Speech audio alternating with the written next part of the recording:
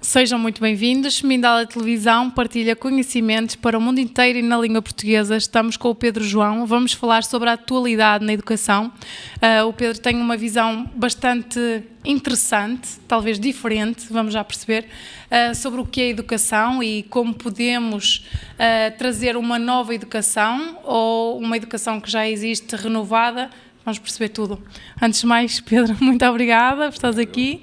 E então, fala-nos para ti, como o passado, se calhar vamos aqui contextualizar, não é? O passado da educação, a atualidade e como é que poderemos...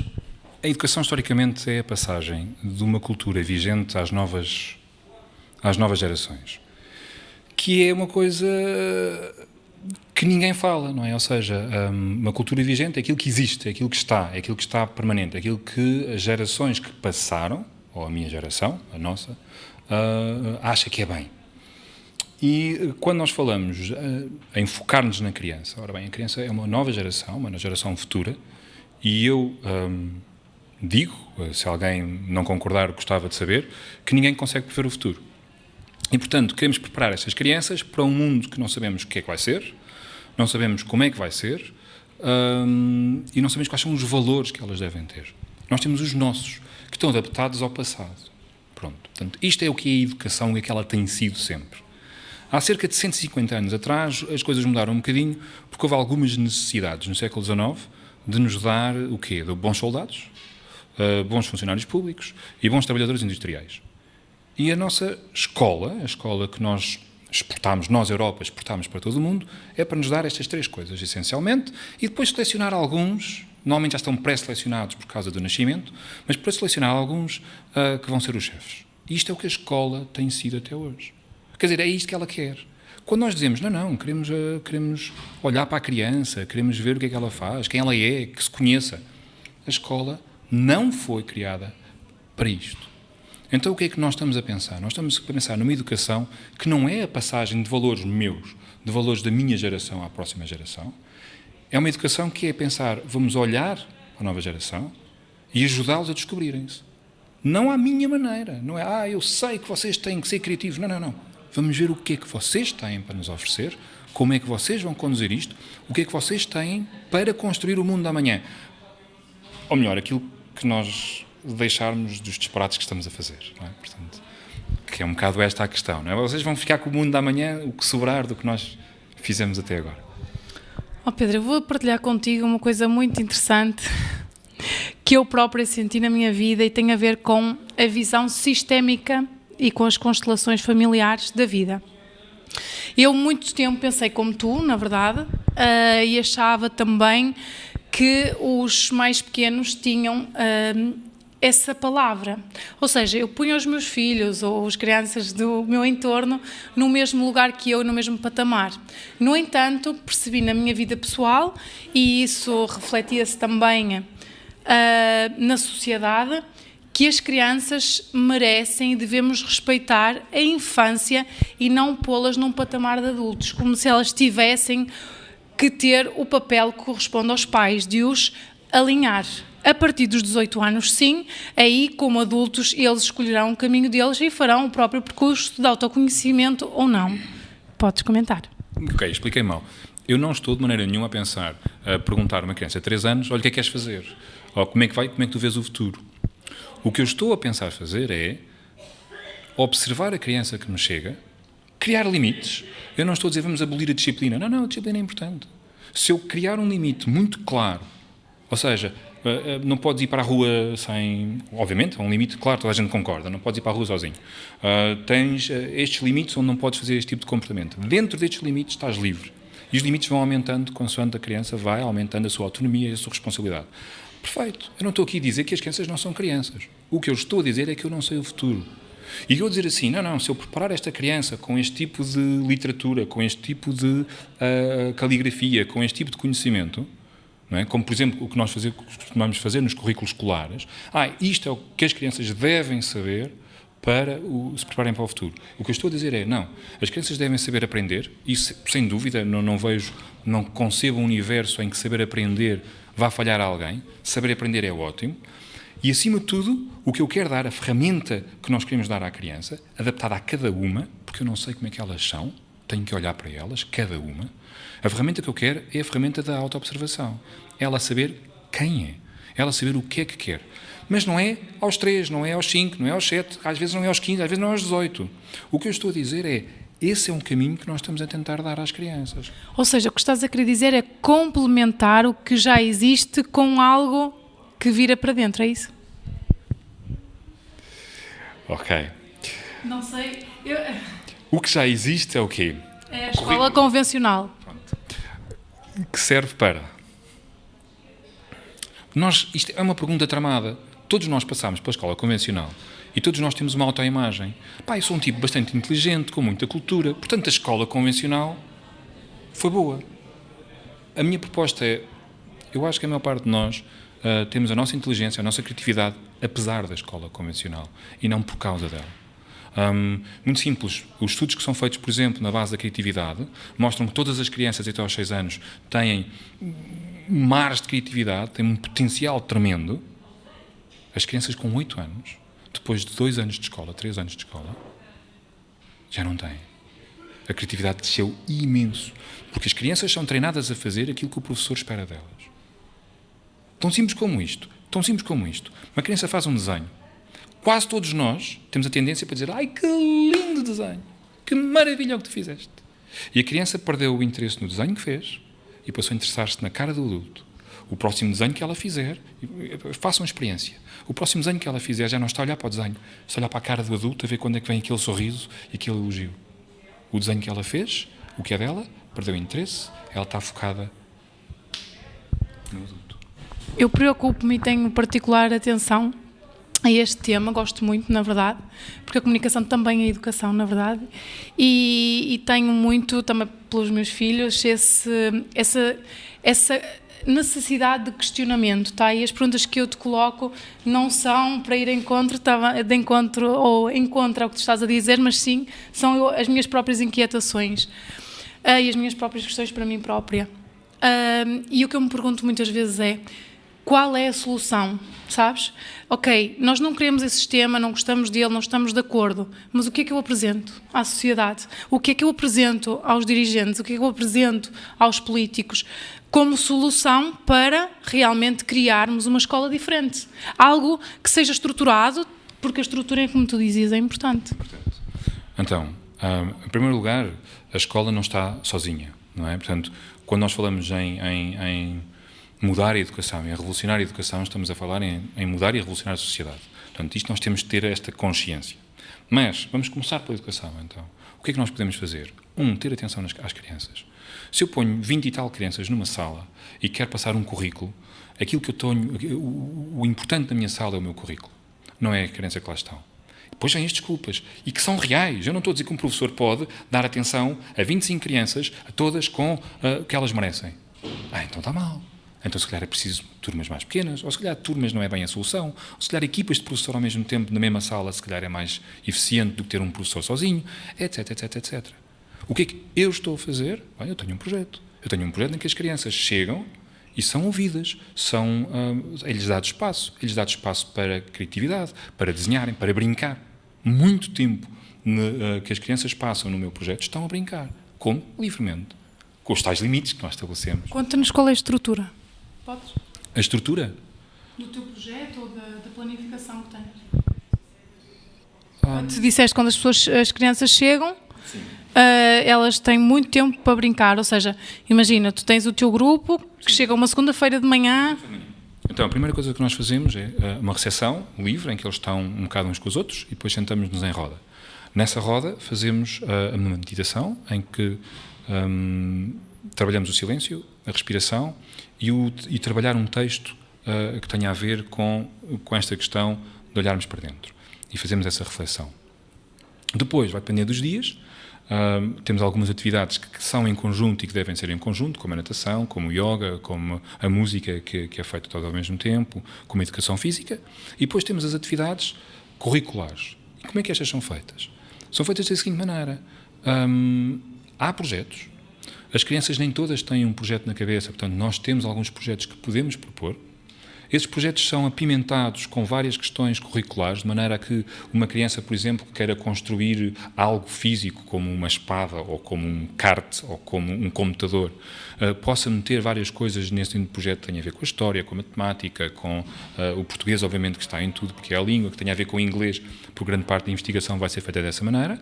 E, portanto, numa questão prática de algo que eles querem, de algo que estão motivados para construir, vão aprendendo tudo o resto. E há uma base curricular? Claro que há. A base curricular é a base do Ministério da Educação. Portanto, nós temos que fazer aquilo que é obrigatório. Ou seja, há um documento chamado... Isto é engraçado, porque há um documento chamado o perfil do aluno à saída da escolaridade obrigatória, que define como é que devem estar os alunos. E esse documento é muito interessante porque praticamente não fala de disciplinas. Fala de autonomia, fala de respeito pelo outro, fala de autoconhecimento, fala do aspecto físico, do aspecto da saúde, da alimentação, e muito pouco do que lá está tem a ver com as cadeiras. Portanto, a própria escola sabe que aquilo que é o grande interesse da escola, aquilo que é o grande aposta, não é exatamente o mais importante. Quando nós dizemos assim, o que é importante é as notas, estamos a colocar um peso completamente desmedido em algo que mede o quê? Pior ainda, nós temos uma série de ferramentas para medir o que eles sabem, chamado testes e exames. Francamente, não funcionam. Eu esqueci tudo que aprendi na escola. Obviamente. Tudo não. Mas muita coisa. O que é que as pessoas se lembram? Havia aquele professor, o professor Aurélio, que era tão bom, que era um tipo, que era apaixonado. E o que é que nós aprendemos? A paixão daquele homem por aquilo que estava a ensinar passou. Porquê? É emocional. O resto... Uma pergunta, Pedro. Esse projeto que tu tens está a ser praticado em alguma escola? O projeto que nós temos o nosso espaço, chama-se Spiralis, funciona no Restelo, nas instalações do Belenenses, e está a funcionar. Sim, mas é algo privado, não é? Ou particular. Não tens uma experiência que tu possas mostrar numa escola do país? Nós trabalhamos em tempos com alunos da escola e cria um certo problema, que é o seguinte: a escola tem exigências muito particulares a nível de horário e a nível de método de trabalho. Ou seja,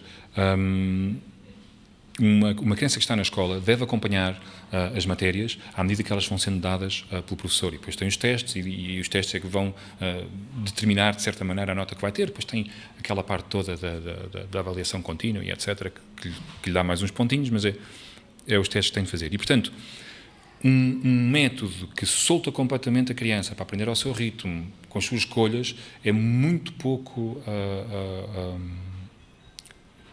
é muito difícil de se coordenar com um método que, obrigatoriamente, tem que estudar aquela matéria naquela altura e a outra matéria noutra altura e no Natal tem que saber isto, etc. Só para dizer um exemplo, grande parte das crianças que nós temos estão em ensino doméstico, ou seja, nós estamos a dar apoio aos pais na educação das crianças, e os pais têm que apresentar às escolas onde estão uma coisa chamada um projeto pedagógico, ou seja, qual é o meu projeto para a minha criança, e apresentam isso na escola. E grande parte dos projetos, todos os projetos, dizem a mesma coisa. Quando o professor da escola for fazer as entrevistas que são obrigatórias ao longo do ano, não deve tentar fazer uma comparação entre esta criança e as comparações que estão na escola, e as crianças estão na escola. E não deve fazer porquê? Porque esta criança está a aprender de outra maneira. Há crianças que estão no 5º ano e que já aprenderam coisas do 6º e do 7º porque têm interesse, porque é uma coisa que lhes despertou a curiosidade, quiseram ir atrás disso, não é? E, portanto, os ritmos não são exatamente os mesmos. O único compromisso que nós temos com o Ministério da Educação é que no dia dos exames, em que as crianças forem fazer os exames, estão preparadas para os passar. Esse é o único compromisso que nós temos. Até essa altura, até à data dos exames, as crianças aprendem com outro ritmo, com outra liberdade, que é essa a palavra certa.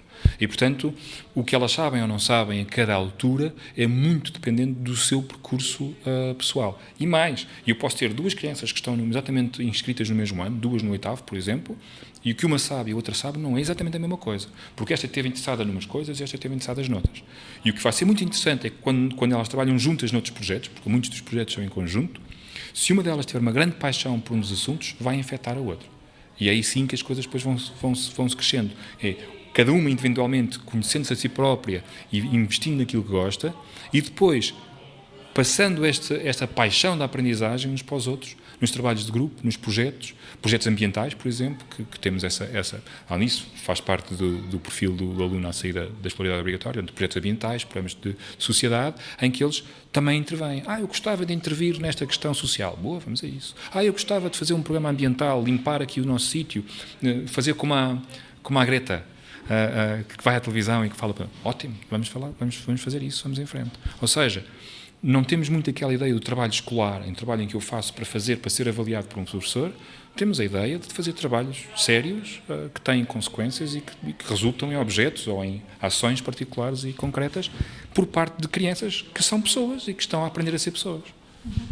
E pedidos, por exemplo, a entidades, a escolas do país, em que fosse possível fazer esse pedido como metodologia de estudo e comparativo também com outras turmas durante um ciclo, por exemplo, do 7º ano ao 9º ano, vamos estar 3 anos com aquela turma, vamos aplicar a nossa metodologia, talvez seja uma boa altura, dizem que estão aqui a entrar umas energias novas do nosso planeta, por que não fazer essa tentativa, Pedro? Essa tentativa está a ser feita, nós temos vários contactos com várias escolas, com vários diretores no país e fora. Portanto, como eu digo, existimos no mundo e o mundo está à nossa volta. Aqui a questão é que nós já temos resultados, ou seja, nós já temos resultados. Nós temos crianças, algumas delas que nunca estiveram na escola e que têm os seus resultados a nível de como é que aprendem, qual é a velocidade que aprendem. Crianças que, por exemplo, chegam ao terceiro ano e dizem estou preparado para fazer os exames de 4º ano, obtemos as autorizações, fazem os exames, saltam um ano. Crianças que chegam ao 8º fazem a mesma coisa. E, portanto, isso existe. E porquê isto? E onde é que existe? No nosso projeto, portanto, as crianças que têm estado a trabalhar connosco. Nós estamos a trabalhar desde 2011. E onde é que vocês mostram esses estudos? A mim, da televisão, claro. Como é que nós mostramos? É uma questão de se pedir e nós fazemos. Nós, neste momento, estamos a preparar... Entendes o porquê da minha pergunta? Sim, claro. Obviamente que sim. A questão é...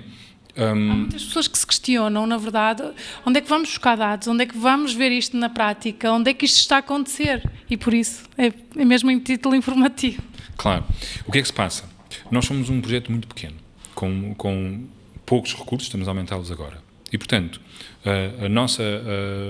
o nosso foco até agora, de 2018 e 2019, foi as crianças, o trabalho concreto com elas. E, portanto, temos um acervo muito grande de informação, alguns relatórios incompletos, no sentido de apresentação, são relatórios de trabalho, que para nós servem e que ainda não estão prontos para apresentar ao público. Portanto, isso temos um conjunto grande. O que é que nós estamos a fazer? Temos agora o site novo está a ser terminado, temos várias comunicações que estamos a tentar fazer com essas entidades com que estamos a trabalhar e assim que conseguirmos ter uma base concreta, então sim senhora, vamos lançar os nossos relatórios, as nossas conclusões. É um bocado prematuro, nós não temos conclusões, mas as observações, porque as observações são coisas concretas, ou seja, nós podemos apresentar dados concretos de o quê? De crianças com certo tipo de rótulos, não é? Certo tipo de rótulos. Para dar um exemplo, uma criança chega-me com um rótulo de déficit de atenção e hiperatividade. Toma cerca de 8 comprimidos por dia, uns para a sua condição, outros para melhorar o efeito dos comprimidos que está a tomar. Estamos a falar de uma criança com bastantes problemas a nível comportamentais. O que é que nunca lhes foi perguntado nesta criança? Não lhe foi perguntado o que é que ele comia, como é que ele comia, etc. Foi uma coisa que eu achei um bocado estranho. Como é que uma criança cujo problema é o seu comportamento e não está quieta, a dieta nunca foi tida em conta? Como é que isto é possível? Muito bem. Nós começamos a trabalhar com os pais, a trabalhar com a criança, a reduzir a medicação, porque nós queremos a criança, não queremos o resultado de um cérebro medicado. Controlamos a dieta, controlamos a ingestão de açúcares e todos os dias de manhã, ainda há bocado se falava nisso, todos os dias de manhã aquela criança vem ter connosco 1h30 antes das atividades, em que eu apanho a criança numa parte de Lisboa e acompanho-a a pé até à escola, até o sítio onde nós vamos fazer as atividades. Durante 1h30 ela anda todos os dias de manhã. Para quê? Para libertar um bocadinho de energias, para libertar um bocadinho do que tem na cabeça, a conversar comigo, a observar a Lisboa. Nos primeiros tempos, quando nós estávamos a pedir-lhe para estar sentado a uma mesa, ele começava a bater com a cabeça na mesa e a fazer outro tipo de coisas. Estas eram as condições em que ele está. Hoje, é uma criança que lê, é uma criança que está quieta, é uma criança que escreve, é uma criança que produz o seu trabalho. Vai ao cinema sem problemas, vai ao teatro ver peças difíceis e está a ver a peça com atenção.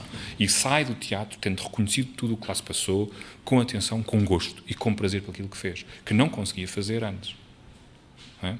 Portanto, estes resultados, isto é uma anedota, não é um resultado científico, é uma criança, com uma metodologia para uma criança. E nós não temos, como eu disse, o nosso grupo é de 20 crianças, portanto, ao longo destes 7 anos, nós tivemos provavelmente umas 60 crianças. 60, 70 crianças passaram por nós. Portanto, os nossos resultados são o que são, com o número, com o universo bastante pequeno, com uma amostra bastante pequena de crianças. Mas tem valor. E isso é o que eu estou a contar. Agora, porquê é que há pessoas, por exemplo, que têm confiança em nós? Porquê é que há pais que deixam as crianças connosco alguns dias da semana para darmos o apoio ao ensino que eles estão a fazer? Porque nos vêm visitar, porque veem o que nós estamos a fazer e porque fazem a comparação. O que é que eu tinha quando tinha a minha criança na escola e o que é que eu tenho agora? Se eu estou a dizer que as escolas não servem para nada, não. Há professores, há diretores aí que são verdadeiros heróis, que fazem das tripas de coração para fazer o melhor possível pelas crianças que têm à frente. O que eu estou a dizer é que isso não devia acontecer. É o sistema. Isso não devia acontecer. Um professor não devia fazer das tripas de coração para fazer o seu melhor. Devia estar bem acompanhado, num sítio em que fazer o que estava a gostar, a sua vocação, para estar com as crianças, ajudá-las a crescer. Mas muitas vezes não é isso que se passa. E vocês veem, basta ouvir os professores falar, sabemos que isto é verdade. Portanto, quais são as alternativas? Começar mais projetos como o nosso, ter gente Em relação aos pais, já agora, porque os pais fazem parte da equação e nós às vezes não falamos nele. Para mim, há 2 pecados capitais na educação das crianças, que é a falta de tempo e a falta de disponibilidade. E eu ponho as duas diferentes, eu não ponho as duas ao mesmo tempo. A falta de tempo é quando não tenho tempo. Eu não tenho tempo, não estou lá. Não é uma questão de mais nada, não tenho tempo. Isso é um pecado capital para a educação. E o outro é a falta de disponibilidade, é quando não estou para eles. Não estou com eles, não estou a ouvi-los, não estou com atenção, estou a ver televisão, estou descansado, etc. E, portanto, quando eu falava que a educação é uma coisa que está em todo lado, e nós continuamos com o mesmo problema que as escolas têm, temos que chamar os pais, temos que concentrar os pais na tarefa que temos, todos temos que colaborar para a educação das crianças. E todos temos que fazer uma coisa que é muito difícil, que é esquecer a nossa própria educação. Que isso foi bom para nós, às vezes, nem sempre, não sei se será o melhor para eles. Agora, o meu conselho é este, é ser disponível, ter tempo, escutar e depois ver o que é que dessa escuta vem. Tenho um desafio. E por que não usar a educação que nós tivemos e acrescentar, ou seja, usar o que melhor tivemos e acrescentar o que melhor sabemos? Não faz sentido. A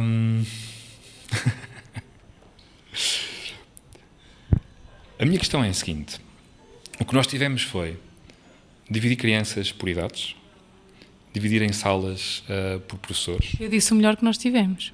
E não estou a falar só da escola. Os valores, a estrutura, pode ser utilizado na educação atual e acrescentar, se calhar, as novidades, e esse, se calhar, também é o nosso papel, não é? Nós vivemos a nossa história, estamos no presente com informações diferentes que os nossos pais tiveram. É só uma proposta, está bem, Pedro? Estou só a dar a minha opinião, se me permites. Claro, sim. E então, através disso e da experiência de cada um de nós, levarmos e trazermos talvez uma abordagem melhorada. Mas isso é o que eu acho que nós estamos a fazer. Ou seja, eu não acredito que nenhum educador fale com uma criança ou eduque uma criança ou esteja num trabalhar com uma criança sem estar a colocar os seus valores. Mas eu acredito no seguinte: eu acredito que se no final do ano um grupo que eu tenha estado a trabalhar ao longo do ano e tu vais ver o que é que eles fizeram e dizes, vê-se mesmo que eles foi o Pedro que esteve a trabalhar com eles, então o meu trabalho não está bem feito. Porque se tu viste o meu trabalho no trabalho deles, o que eu estive a fazer foi passar a minha ideia, a minha pessoa para aquelas crianças. E não é esse o meu objetivo. Se quando chegares ao fim do ano, o grupo que estive a trabalhar comigo vês, cá está o Carlos, cá está o Alberto, cá está o Chico, não é? cá está a Maria, cá está a Joana. Aí eu te fico contente, porque tu estás a ver quem é que eles são, estás a ver os trabalhos deles. Portanto, quando eu recebo isso, a proposta que tu me dizes, é óbvio que sim. Eu não consigo trabalhar sem ser com os meus valores. E tu com os teus e cada um com os nossos. E, portanto, como educadores, nós fazemos isso. Mas a armadilha aqui é nós estarmos tão interessados no meu valor, na minha democracia, na minha tolerância, na minha não sei o quê, que é isso que eu quero que eles tenham. E quando eles apresentam um trabalho no final do ano, e tu vês mesmo, vê se mesmo foi o Pedro. Então, o que é que eu estou a fazer? Mais Pedros? Eu não quero mais Pedros. Eu quero-os a eles. Gratidão, Pedro. Eu é que agradeço. A todos vocês que nos acompanham, se gostaram desta conversa, coloquem aí o seu gosto e, se não foi o caso, subscrevam o nosso canal. É importante para nós e permite que estes vídeos cheguem a mais pessoas em todo o planeta. Até já.